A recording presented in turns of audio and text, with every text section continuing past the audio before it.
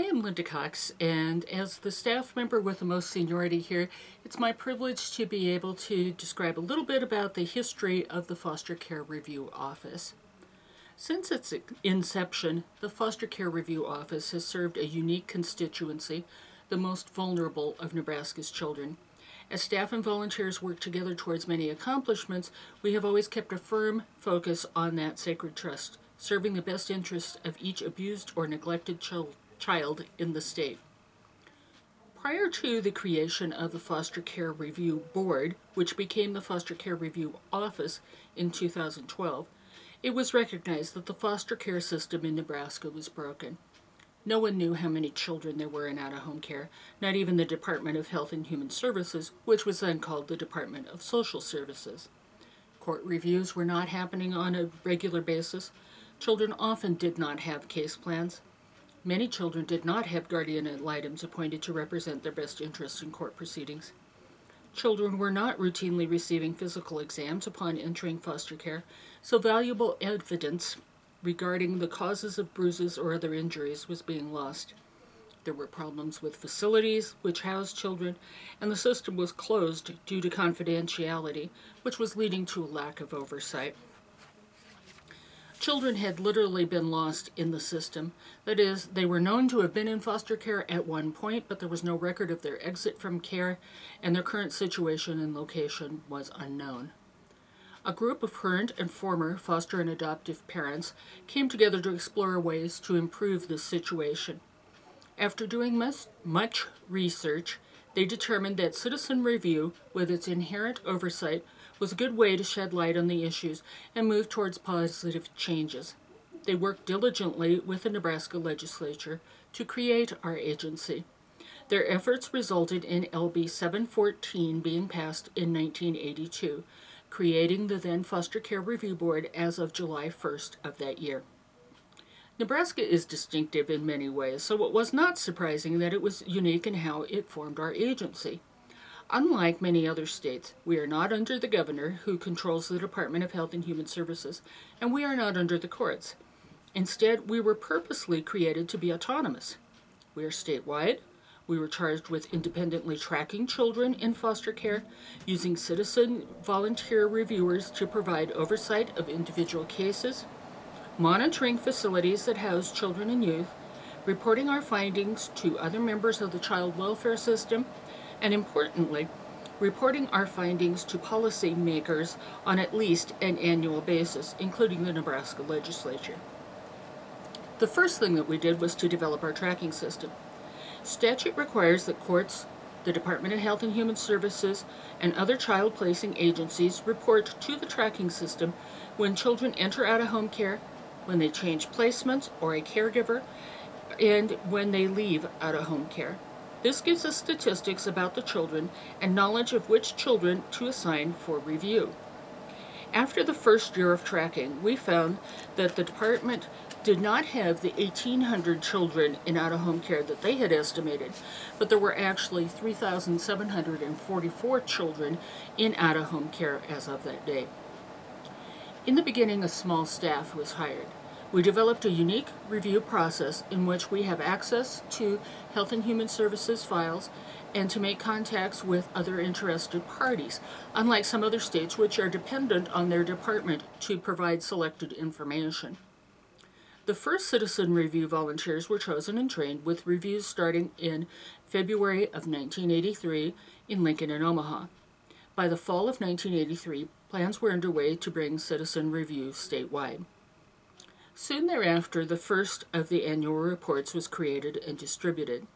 The first reports showed that conditions statewide were even worse than feared when the Foster Care Review Office was created. This did not win us fans with the persons responsible for children's outcomes, and there were several unsuccessful attempts to abolish or neutralize our agency.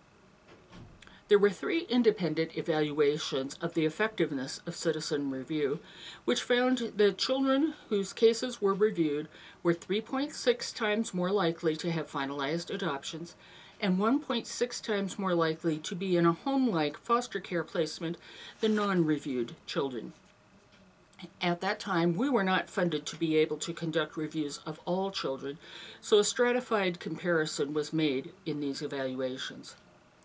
We conducted a study with the assistance of the Department of Corrections, which found in February of 1984, 30% of the male and 32% of the female inmates had been in court-ordered out-of-home placements as children, whereas less than 2% of the general population of adults in our state had been in out-of-home care. Further, 59% of the male prisoners and 40% of the female prisoners had spent 3 or more years in court-ordered out-of-home placements. In the course of conducting reviews, we found that many of the legal parties did not have access to pertinent, up-to-date information on specific issues impacting children in out-of-home care. This was before the internet was widely available, so to fill that void, the Foster Care Review Office invited stakeholders and local board members to a number of different educational programs, including a nationally recognized program on sexual abuse. In 1987, we were recognized by the National Council of Juvenile and Family Court Judges for our work with the Court Administrator's Office to conduct workshops on child sexual abuse for county judges, the first such workshop in the nation. The Council implemented the workshops nationwide thereafter. We can't talk about our history without mentioning the Franklin Credit Union case. The Foster Care Review Board received the first allegations of an organized ring of child abuse on New Year's Day of 1987. The allegations were turned over to law enforcement, the FBI, and the county attorney's office. When law enforcement failed to act, the allegations were brought to the legislature, which created the Franklin Credit Union investigation. A grand jury was held and a special investigator hired. It ended with the death of investigator Gary Cariadori and his son. Following the Franklin case, the legislature enacted a number of protections for children and strengthened the oversight that we could provide. It granted us legal standing, which is the ability to appear in court on behalf of a child in out-of-home care, funded additional local boards, and authorized the review of children's cases at the time that they enter out-of-home care.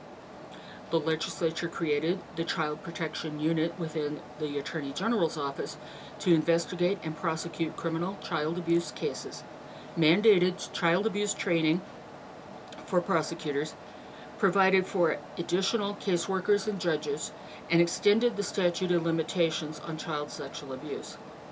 In a rare move, the legislature canceled committee meetings for a day so that the senators could attend a Foster Care Review Office-sponsored symposium on child sexual abuse, which was also attended by the district and county court judges. Continuing our work with the legislature, over the next few years, we advocated for successful legislation requiring county attorneys to consider termination if children had been in care for 18 months, which was then put into federal legislation with the Adoption and Safe Families Act. There was a requirement for training for prosecutors, requiring a juvenile justice study, funding for foster parent education, allowing for certain cases of open adoption, and creating the death review team. In the mid-1990s, HHS implemented the Enfocus computer system without provision for reporting to our tracking system as mandated. It took several years to get reporting started again. During that time, we worked closely with the courts to ensure that we could track all children in out-of-home care and appropriately review their cases. The first few years of reporting revealed a high rate of errors and omissions on the reports, so we worked with several different governors and HHS administrators on that issue over the course of time. In addition to working on the Enfocus issues, we participated in research on the relationship between developmental disabilities and abuse. This was conducted by the Boys Town National Research Hospital using our data, Omaha Police data, and data from Omaha Public Schools. We hosted the National Conference of Foster Care Review Agencies with 20 states in attendance. We identified an issue with the use of restraints in facilities that housed children, and we worked with HHS and providers to reduce the number of times that restraints were used.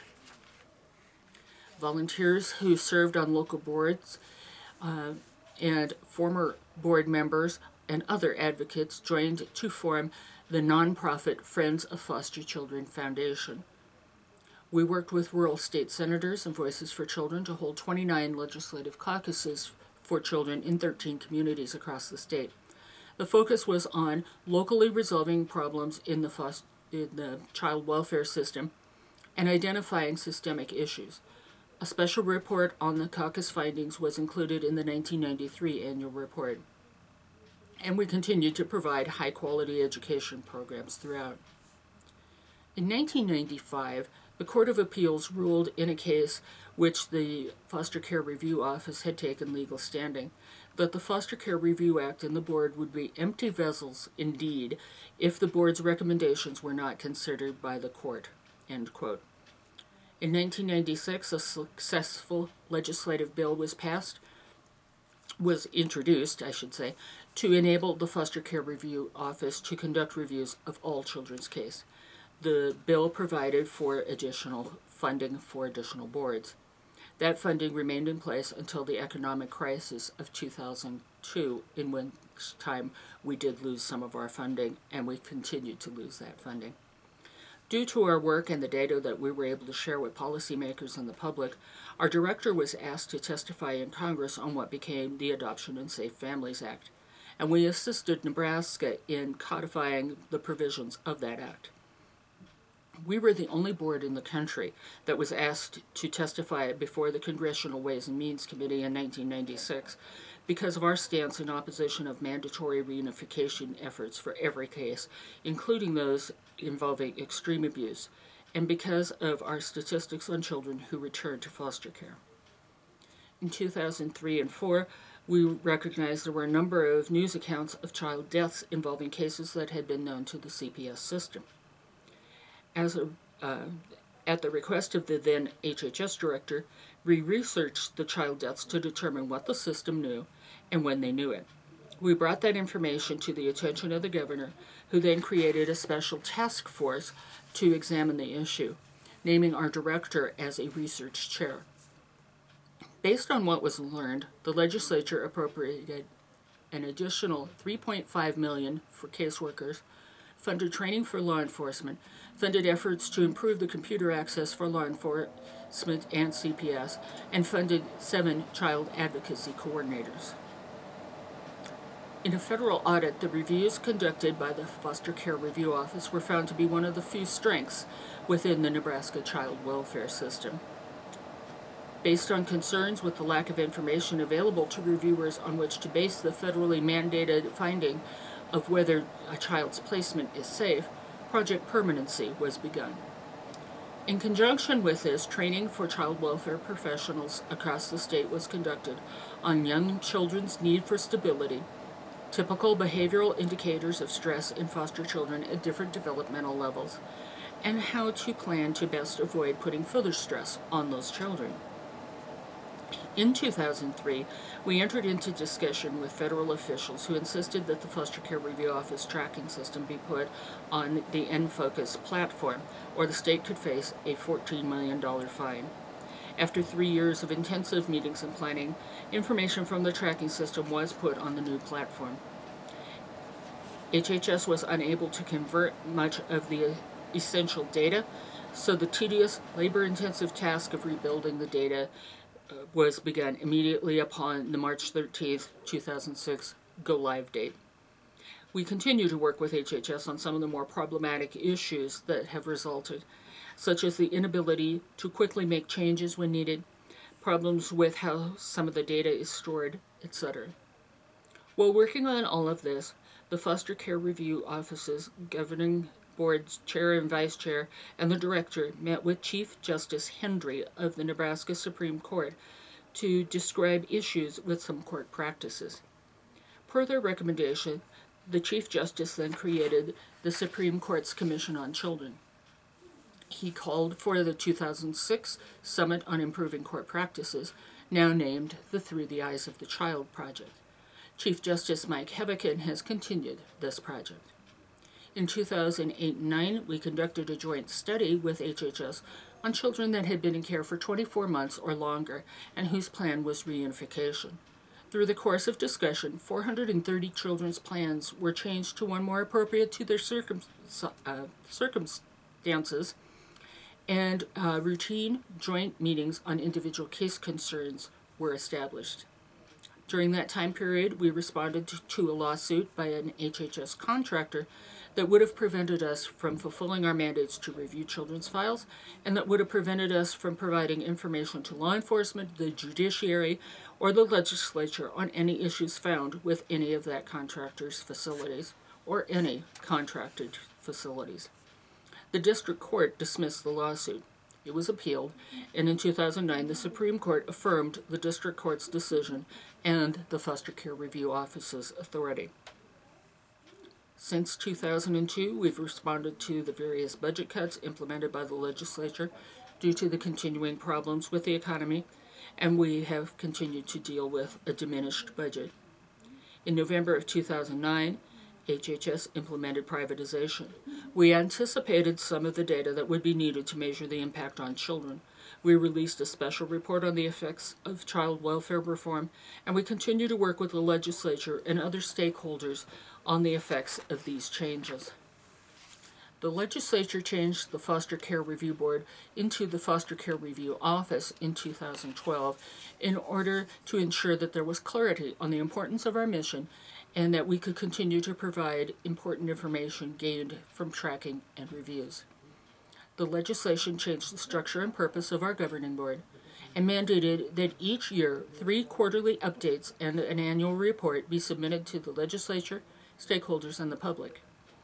Beginning in July 2012, I was named in the legislation as the interim director. A new governing board called the Advisory Committee was created. In January of 2013, the Advisory Committee selected Kim Havakati as our director. Ms. Havakati's knowledge gained as a county attorney and GAL have been invaluable. At the beginning of 2014, in addition to tracking children, conducting reviews, and issuing reports, staff members from the Foster Care Review Office are working to deal with issues caused by the tracking system being on the InFocus platform, collaborating with the Children's Commission on a broad range of issues, with our director serving as a member of that commission, and the director and I serving on the Information Technology Work Group underneath that commission. We are participating on the Supreme Court's Commission on Children to address court-related issues. We are working with the Office of Probation to develop their system for reporting youth from that office that are in out-of-home care. Starting in October of 2013, youth that were formerly under the Department of Health and Human Services OJS system are now under the Office of Probation. We're developing processes for conducting reviews of young adults aged 19 to 21 who continue foster care under the newly created voluntary program for extended foster care. We are working on a series of video training opportunities for our local board members, and we're working on a number of other internal and external efforts to improve conditions for children in out-of-home care. Citizen involvement has been the hallmark of the Foster Care Review Office from its inception. Local board members annually volunteer over 30,000 hours reviewing the cases of children in out-of-home care. Their passion, dedication, and service to Nebraska's children forms the bedrock of this agency. There are 2 quotes that I think capture this well. The first is from the exterior of our state capitol and is by Hartley Burr Alexander. The salvation of the state is watchfulness in the citizen. The next is by President Harry Truman. It's amazing what you can accomplish if you do not care who gets the credit. Most of you who are watching this video are interested in becoming local board member volunteers. Some are interested in becoming a staff member. Others may be just interested in more information about our unique organization. I'd like to leave you with this thought, so often expressed by staff members over the years. This is probably the only position that you are willing to take, and wishing that it was unnecessary, and actively working to make that so. If you would like further information about the Foster Care Review Office, feel free to contact us via phone at 402-471-4420, via email at fcro.contact@nebraska, spelled out, .gov, or check out our website, www.fcro.nebraska.gov. Thank you very much.